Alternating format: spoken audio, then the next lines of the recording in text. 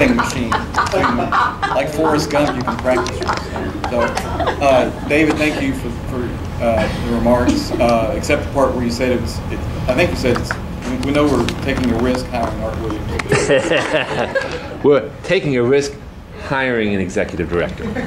Oh, Good risk. A good risk. Not all risks are bad.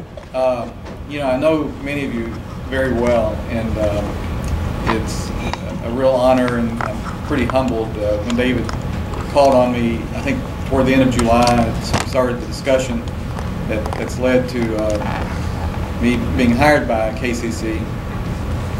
And it's nice to kind of be back in the arena of these issues after retiring about 3 years ago from one of my jobs. So I really look forward to working with KCC, and one of my main jobs is just to implement the vision and the task that Pamela laid out. So she went through a lot of the key things: legislative focus, broadening our membership base, recruiting more partners and affiliates, and I think I'd like to look more broadly than just kind of the usual range of environmental conservation organizations, to look more broadly to the types of organizations that share similar goals, maybe more indirectly or through their own agendas, health-based organizations, faith-based groups. There's just a lot of different categories of folks out there who share similar interests.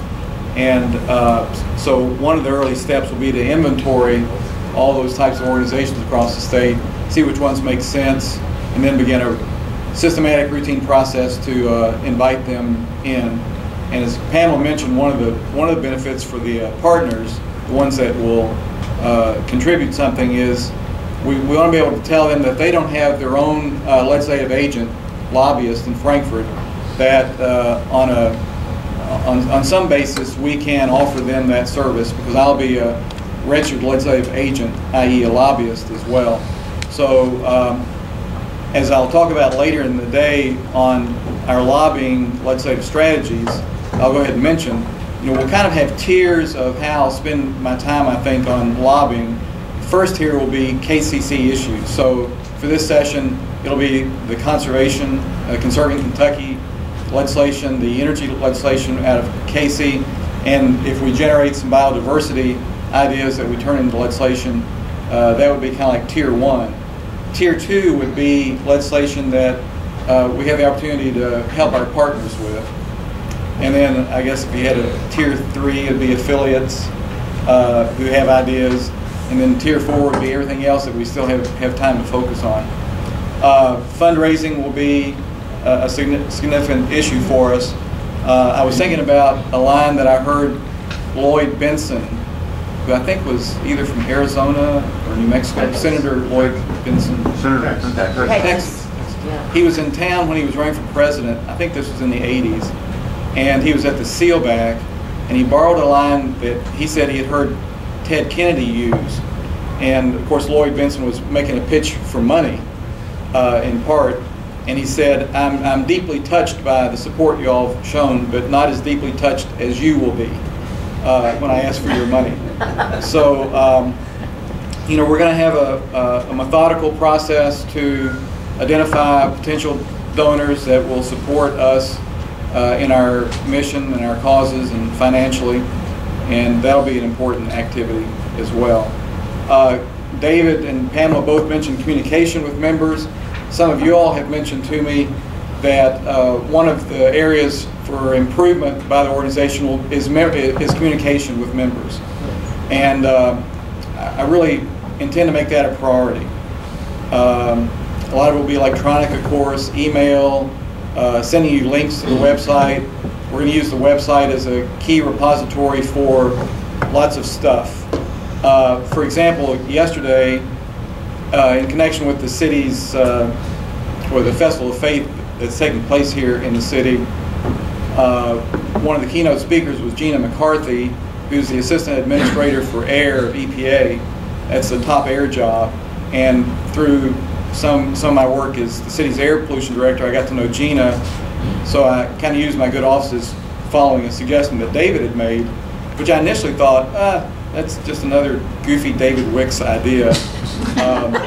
You know, he spins off 1,000 and, you know, only 900 are good ones, you know, but this was a good one. David had said, you think there's a chance you could interview Gina, do a video interview, and we could put it up on the KCC site? And, you know, my first thought was no. But I said, yeah, let's look into that. So yesterday I did about a 10-minute video interview with Gina McCarthy. And we hope to get that up on our website, or at least a link to it. It may go first on the Festival of Faith website. We're not sure, but you know, we want to use video. We want to put good material, good content up on the website. An idea that I've floated to David and maybe the rest of the executive committee is I've just been calling it a weekly read.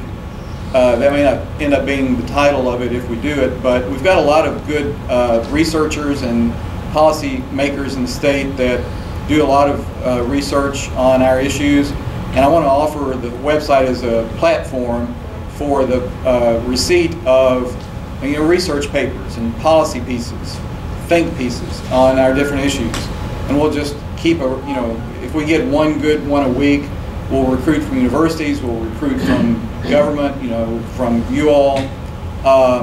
But I think it's going to be important to keep a steady flow of good content on the website. I may do a weekly blog. I don't think I could get to the point of doing a daily blog. That gets to be a bit much. But we want to do things like that. Maybe offer it as a platform to others. I know Sarah Lynn has a platform through the Career Journal that you use periodically. I was going to say maybe you should ask for one too. David has suggested that. It's on the to-do list. Yeah. So those are some of the high points of how I think I'll be spending my time. I don't know if I need to do a brief bio. David touched most of the high points. I'm from Kentucky, born in Bowling Green, grew up in Owensboro, moved to Louisville as a teenager, moved to Memphis, Tennessee, and finished high school there. My dad was with General Motors, and we got moved around a lot. I did my undergraduate and law school at the University of Tennessee in Knoxville. Had a liberal arts degree. I intended to be a physician. That was my goal. And then kind of a collision of several forces, Vietnam War stuff, you know, got involved in campus issues, environmental issues, civil rights issues, and then the coup de grace was organic chemistry. It was like 100 miles an hour hitting that wall. It just was not a pretty sight. And but about the same time, I think my goals were shifting toward, you know, what I thought I could do, and it was clear I couldn't do medical school with the grades I had in organics, so I ended up in law school and did a lot of energy and environmental stuff in law school. Came back to Louisville in '77. My first job was a dual job with the city of Louisville. I was director of the Department of Consumer Affairs, which was a job that had been previously done admirably by Minx Auerbach here in town. And I was also the city's first energy and environment advisor, recruited by a young guy named Bill Bellinger. So I did that from roughly 78 to 80, and then Jackie Swigert, who I'd met, recruited me to come to Frankfurt with the Natural Resources Cabinet. So I started there in 80, worked my way up through the legal office over an 8-year period. Did a lot of trial work in the early years, prosecuting people alleged to have committed pollution violations, advising the agencies on various legal issues, carpooling with Sarah Lynn for a while. That was great fun. It wasn't great fun, the actual, 2 hours a day, but it was fun carpooling with Sarah Lynn. Yeah, I still do. Love it. So I ended up as general counsel for a while, the top legal job, and then I was asked to be commissioner of the Department for Environmental Protection, which has the divisions of air, water, and waste in the laboratory, and I did that for about 2 years, from 88 to 90. Then I got recruited by a law firm in Louisville, Woodward, Hobson, and Fulton, and I came back to Louisville and joined their firm for about 7 years, doing environmental stuff. some industry, but also neighborhood groups and some plaintiffs' work.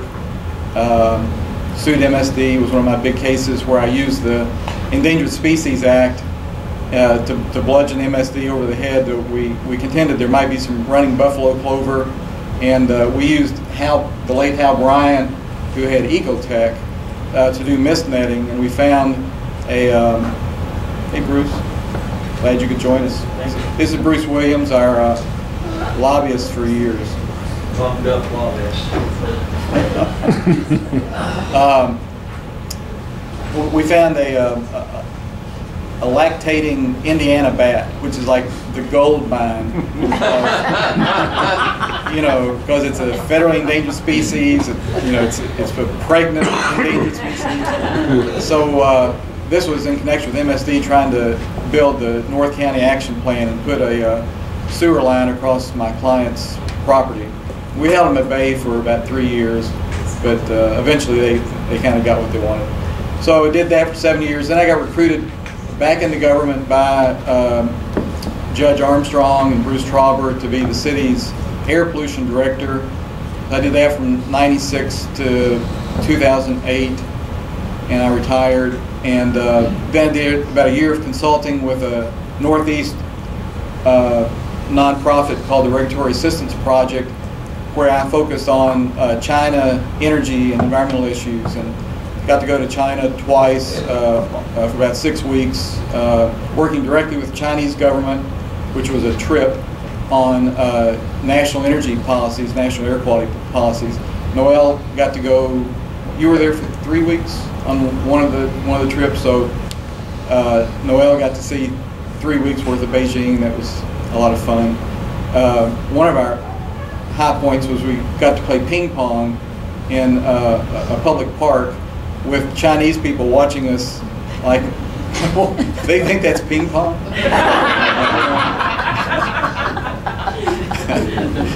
But we had fun. And then I've done about 2 years worth of work with the Sierra Club. I was recruited by Wallace and Joan, and I guess Leslie Barris was part of the team in part to become part of the National Sierra Club's international climate change team through the United Nations process. And I had already done a lot of that as air director. I was very involved at the international and national level on climate change, and had gone to Kyoto and then about 6 or 7 other of the United Nations conferences.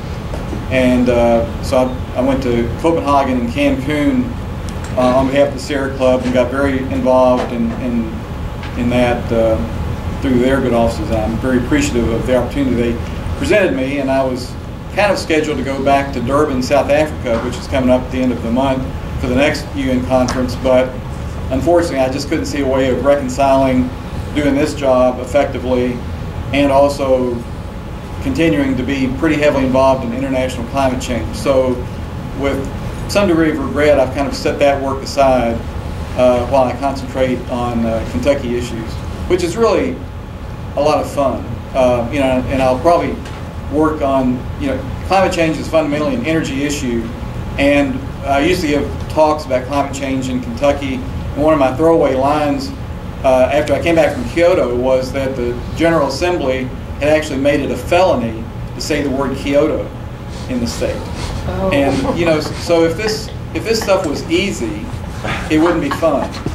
And Kentucky's got to be one of the hardest states in the nation to try and